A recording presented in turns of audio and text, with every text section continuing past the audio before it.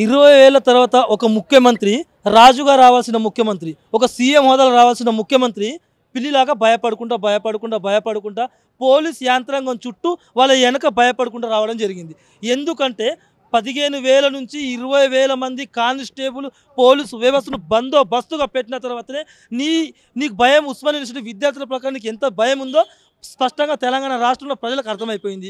ఇంకోటి ఒక 4 కిలోమీటర్లు కంచెలు నిర్వహించిండు. అంటే నేను చెప్తున్నా అంటే ప్రజాసొమ్ము 10 కోట్లు అనేటువంటిది ప్రజాసొమ్ము వృధాగా ఉస్మానియా యూనివర్సిటీ ఖర్చు చేసింది, వృధాగా ఖర్చు పెట్టింది అక్క. ఎందుకు హాస్టల్స్ నిర్మించడం అనేది అది మంచి మాటనే కదా. హాస్టల్ నిర్మించడం మంచి మాటనే, మేము వద్దంటలేము. కానీ హాస్టల్ నిర్మించిన తర్వాత 1000 అసిస్టెంట్ ప్రొఫెసర్ ఖాళీగా ఉన్నాయి, దానిపైన మాట్లాడాలి. యూనివర్సిటీ యొక్క నిధులు పెంచాలా, అక్కడ ఉన్న పరికరాలు విద్యార్థులు కావచ్చు, లైబ్రరీ కావచ్చు, లేకపోతే హాస్టల్లో ఉన్న మన హాస్టల్లో సమస్యలు కావచ్చు, అనేక రకాల సమస్యలు పరిష్కరించాలా, హామీలు ఇవ్వాలి. ఏ ఒక్క హామీ ఇవ్వకుండా కేవలం రాజకీయ రంగు పులుముకొని కేవలం యూనివర్సిటీకి వచ్చి రాజకీయంగా 20 సంవత్సరాల తర్వాత వచ్చినావు. ఎవరికి వచ్చినావు, దేనికోసం వచ్చినావు, ఏం చేద్దామని వచ్చినావు, అసలు ఏది క్లారిటీ లేదు. కేవలం వచ్చినానో లేదా ఒక మన పాత పల్లెటూరులో ఒకటి ఇది ఉండదు, మన గురుకులు ఉండేటోళ్ళు రాత్రి 12 గంటలకు వస్తారు, అట్లా మెల్లగా వచ్చి గేట్ల దగ్గర ప్రతి ఒక్కరు కొట్టు సీటు కొట్టుకుంటూ పోతారు. ఈ రేవంత్ రెడ్డి గారి పని కూడా అట్లా ఉన్నది. ఎవరైనా గురుకులాగా వచ్చి మళ్ళీ అట్లా సింహారాసి సినిమా ఉంటుంది అక్క, అమ్మ మెరుపుతో ఒకసారి వచ్చి వెళ్ళిపోమంటే ఇట్లా వచ్చి ఇట్లా వెళ్ళిపోతుంది, ఇట్లా వచ్చి వెళ్ళిపోతుంది. అదేవిధంగా సీఎం పరిపాలన అదే విధంగా ఉంది అక్క, అదే విధంగా ఉంది. మరి మీరు ఎందుకు నిన్న ముఖ్యమంత్రి ప్రసంగానికి అటెండ్ కాలేదు?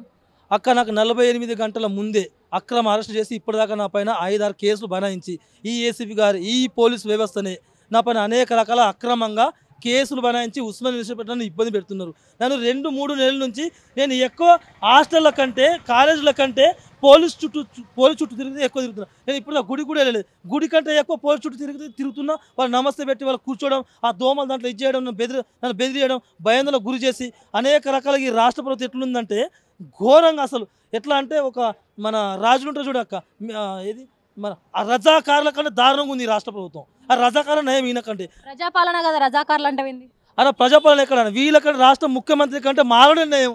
ఆ మారడం కొంచెం బెటర్ ఈ తెలంగాణ రాష్ట్రానికి.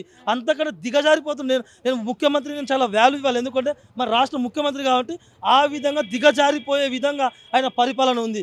ఆ విధంగా ఎంతైతే ఈ 119 నియోజకవర్గంలో కనీసం ఒక్క సీటు కూడా, ఈ స్థానికల్లో కనీసం 5 సీట్లు కూడా గెలిచేటట్టు లేదు.